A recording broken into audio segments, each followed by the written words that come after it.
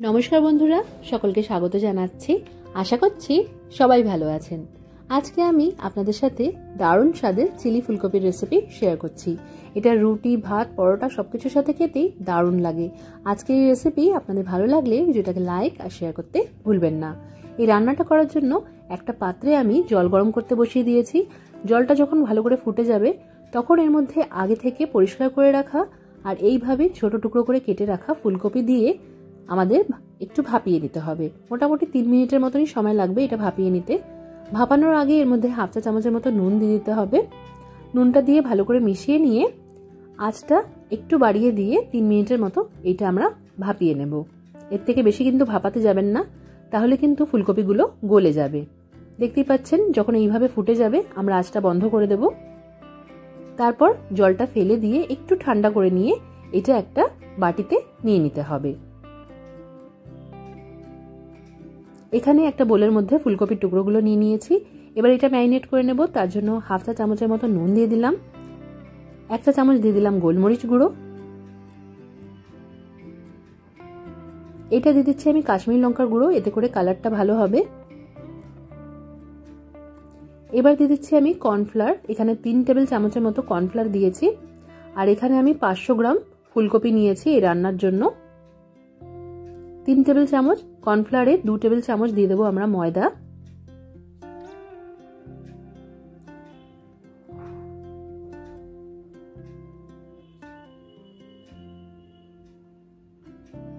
এবার এর মধ্যে দিয়ে দিলাম 1 টেবিল চামচ ভিনিগার,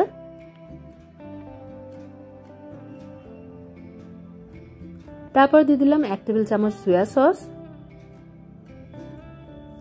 দিয়ে দিলাম হাফ চা চামচের মতো গরম মশলা গুঁড়ো।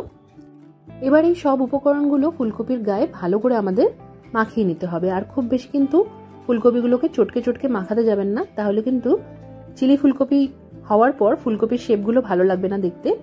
আর বাইন্ডিংটা একটু ভালো করার জন্য এর মধ্যে অল্প জল অ্যাড করছি আমি, খুব অল্প পরিমাণেই জল অ্যাড করতে হবে। আর এইভাবে তুলে তুলে আলতো আলতো করে ফুলকপির গায়ে সবকিছুকে আমাদের মাখিয়ে নিতে হবে। ভালো করে মাখিয়ে নেওয়ার পর আমি দেখিয়ে দেব ঠিক যাতে কোটিংটা ফুলকপির গায়ে এইভাবে লেগে থাকে, বাড়তি জল যেন একদম না থাকে সেটা খেয়াল রাখতে হবে। মোটামুটি এটা মাখিয়ে নেওয়ার পর 5 মিনিটের মতো রাখতে হবে।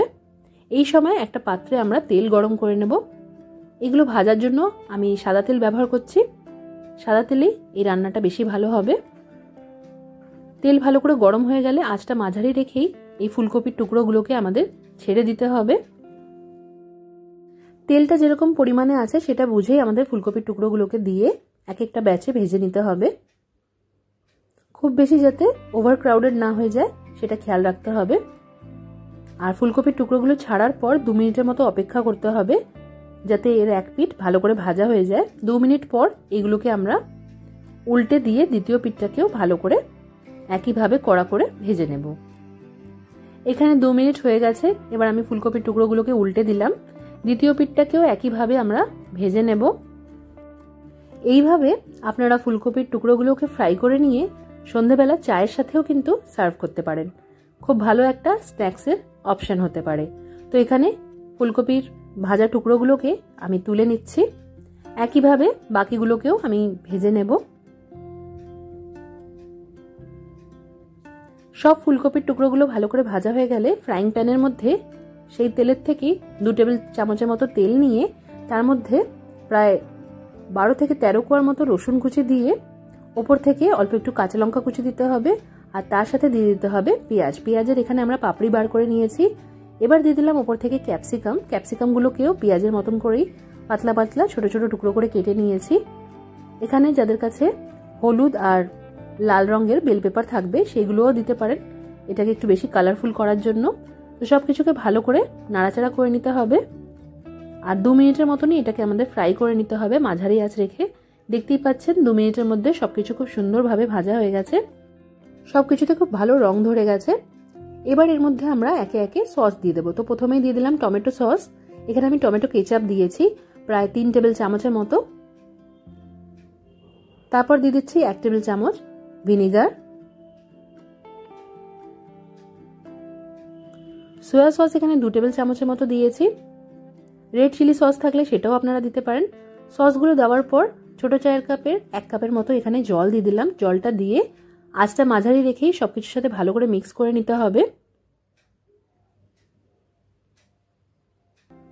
মোটামুটি 1 মিনিটের মতো এটাকে ভালো করে আমাদের ফুটিয়ে নিতে হবে। ফুটতে দিয়ে এর মধ্যে আমরা দিয়ে দেবো 1 চা চামচের মতো গোলমরিচ গুঁড়ো। এখানে আপনারা কাঁচা লঙ্কা কুচি একটু বেশি পরিমাণেও দিতে পারেন। স্বাদ অনুসারে এখানে 1 চা চামচের মতো নুন দিয়ে দিলাম। এবার দিয়ে দিচ্ছি চিনি 2 চা চামচের মতো। চিনিটা দিলে এই চিলি ফুলকপির টেস্টটা খুব সুন্দরভাবে ব্যালেন্স হয়ে যাবে। এই সব কিছুকেও এর সাথে ভালো করে মিশিয়ে নিলাম। দেখতেই পাচ্ছেন গ্রেভিটা অনেকটাই ঘন হয়ে গেছে। তাও গ্রেভিটা ভালোভাবে তৈরি করার জন্য 1 চা চামচের মতো কর্নফ্লাওয়ার একদম জলে পাতলা করে গুলে নিয়েছি, সেটা দিয়ে ভালো করে মিক্স করে নিলাম। আর এই কর্নফ্লাওয়ারটা গুলে নেওয়ার পর যখন আমরা মিক্স করব তখন আঁচটা একদম কমিয়ে রাখতে হবে।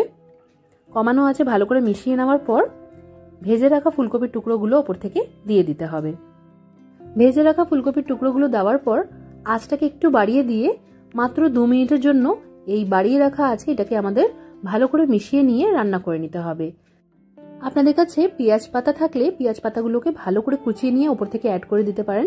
এতে করে চিলি ফুলকপিতে খুব ভালো ফ্লেভার অ্যাড হবে।